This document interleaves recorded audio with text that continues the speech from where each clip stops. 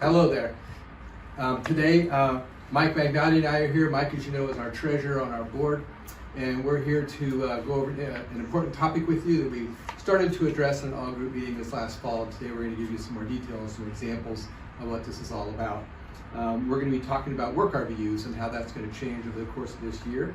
The vast majority of our providers are on production, so you're intimately familiar with that. Some of you are on salary. This will be less relevant to you, but everybody deals with work RVUs at some point. Give you some background. Historically, CMS, which stands for the Center for Medicare and Medicaid, has traditionally set CPT codes and the work RVU values associated with those codes. And in 2020,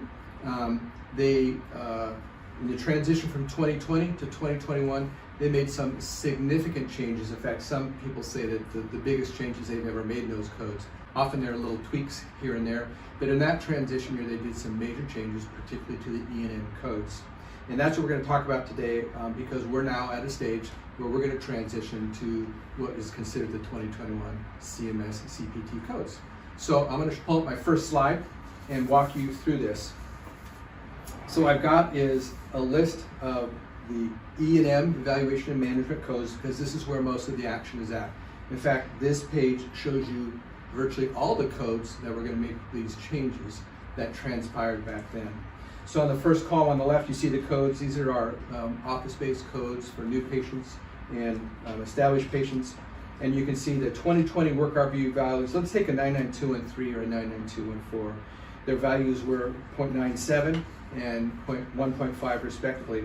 And you can see as they convert to the 2021 calendar year, that goes from 9.7 to 1.3, 1.5 to 1.9. Those are big increases. You'll see the percent variance in there. So you're going to see some big changes in the number of work RVUs for these specific E&M codes. That's where most of the action is at, but if you look at the column on the right, in the text, you'll see there's some other areas that were touched by this, in particular maternity services are going to see a change in their work RVU units for global cares. You see there's annual wellness visits in there, TCM services, a few things that are going on there. So let me go back to historically, why didn't we do this back in 2020 when we signed our 2021 PSA? I probably don't need to remind you, it was a chaotic time. We were in the middle of the pandemic. The foundation was losing money. There were a lot of variables going on, and we, along with all the other medical groups, along with most of the nation, elected not to introduce a new variable in our comp strategies at the time, and we ignored this. And since that time, the foundation has been running all of our books off of the 2020 CMS schedule. So we're at a point now where we want to move forward, and we're going to apply that schedule to 2023. And so you are going to see some effect on your work RVU rates, but we're going to walk through some examples to explain to you how that's going to impact your compensation. And spoiler alert, it's not going to affect your compensation at all. But I've asked Mike to come up with some examples, two different examples of how this process is going to work. So go ahead, Mike. Thanks, Gary. So we can go to the next slide, and so this essentially shows you an example of a mostly office-based specialty. So if you look through this, there's in the first column of the spreadsheet, there's a code, that's the visit code that you'd be billing. The quantity would be an example of the yearly number for that entire department of that code that's billed, right? And then we're looking at the 2022 values of our per code, and then the total number of RVUs. So if you go across that, this is all the old sort of information, and the rate, the current rate, which is what you would, your salary essentially is based on. You probably know your individual rate. And can I point out, it's labeled 2022 work RVU. That is still using the 2020 CMS schedule, but it was our calendar 2022. We were still using that old schedule. Yeah, that's a good point, Gary. So we labeled it 2022 because that was what we were doing in 2022, not because that's the 2022 CMS schedule. Right. We were still using, as we just said, the 2020 CMS schedule. But so this is just to show you if in the calendar year 2022, your department billed that many codes of each of those codes there, that's in the right column, the far right column, that's the amount of revenue to your department based on those codes. And then that grand total in the bottom right, the $853,000 number, that would be the total revenue to your department to pay however many clinicians are in your department based on what was billed with the current system that we're using.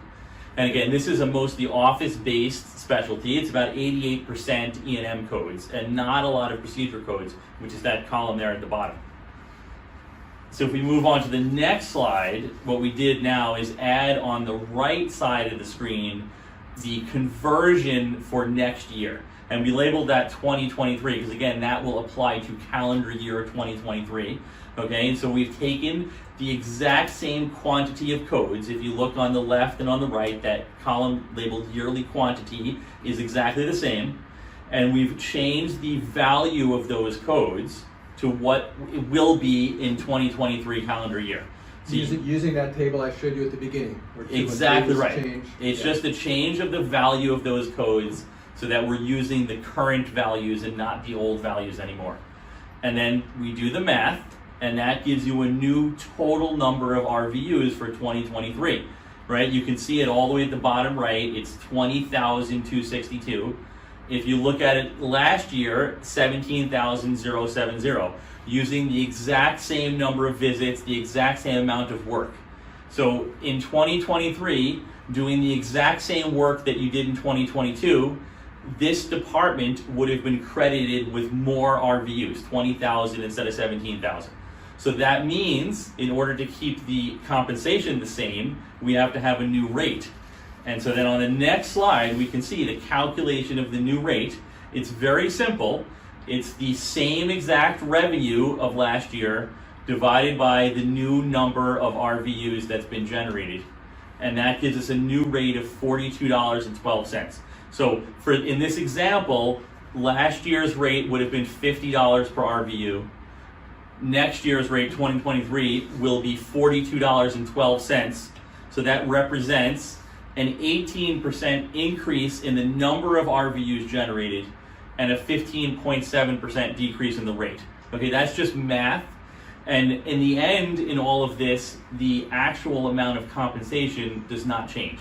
And so we have one more slide in this example. If you look at the next one, that shows you the compensation numbers. So again, on the left is what we had from 2022. On the right just looks at the exact same number of each of those codes being billed with the new value of RVUs.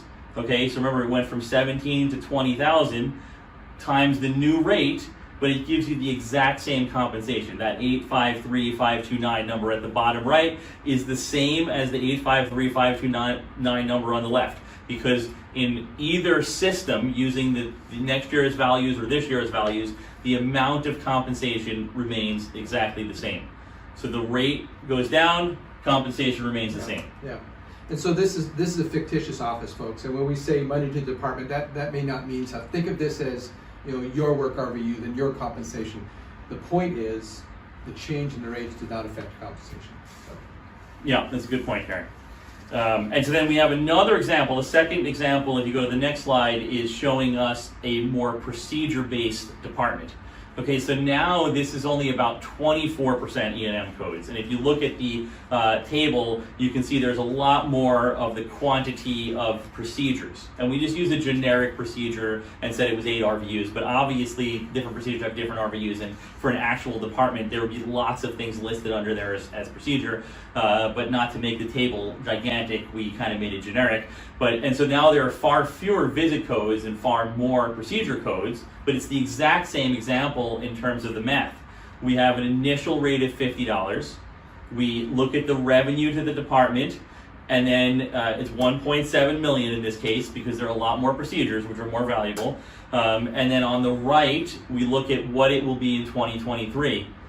So using the same number of each code billed, including the procedures, with the new value per code, and then we do another calculation of the total number of RVUs. So it went from 34,700 to 36,000. And then that math on the next slide gives you a new rate.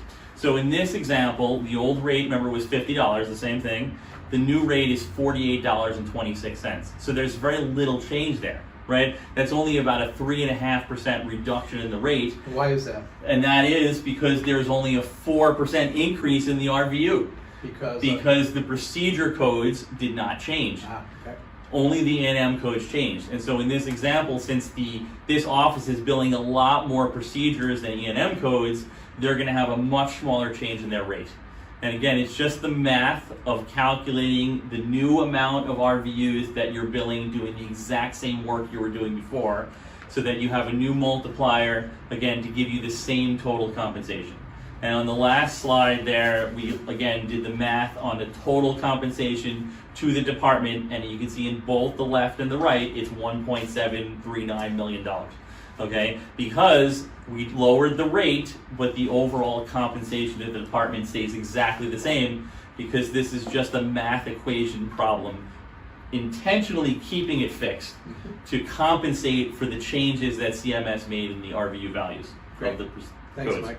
So we give you two examples, and what we've shown you is that the work RVUs and the dollars per work RVU have an inverse relationship, but they're proportionate such that the sum is always the same, the compensation change. So we've done this today to show you that this conversion coming up next year is really just a math lesson. It's just a math lesson.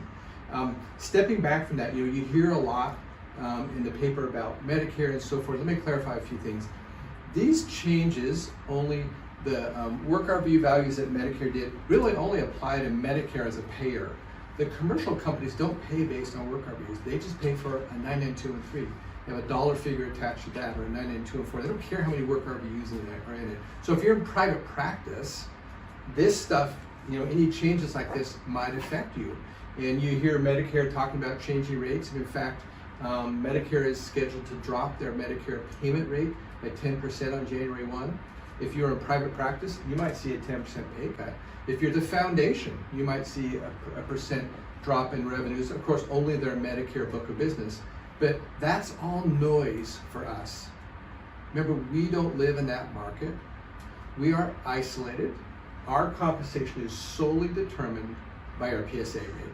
Our compensation is solely determined by the work RVU rates that we negotiate on an annual basis. So we're isolated from all that noise of what's happening out there. In fact, we're protected from all the gyrations out there. So all that's happening to us internally in our compensation system is this simple math conversion we've shown you today, but it's really not going to affect you financially.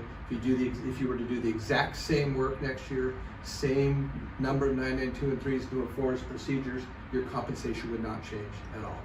So anything to add, Mike? No, I think that's a good way of looking at it, Gary. I mean, I think it's an excellent way to think of it as we're protected from the changes that are outside, because sometimes they may seem like they're going to be beneficial and then you're upset that you didn't get it. But most of the time, they're going to be harmful, because most of the time, over time, things are getting cut, not supplemented. And so we're actually protected from the reductions in Medicare, like this 10% that may happen on January 1st. Right. Well, I hope that was helpful for you. If questions come up as a result of this, you can always watch the video 20 times, or you can reach out to Mike and I. So thanks very much. Thanks.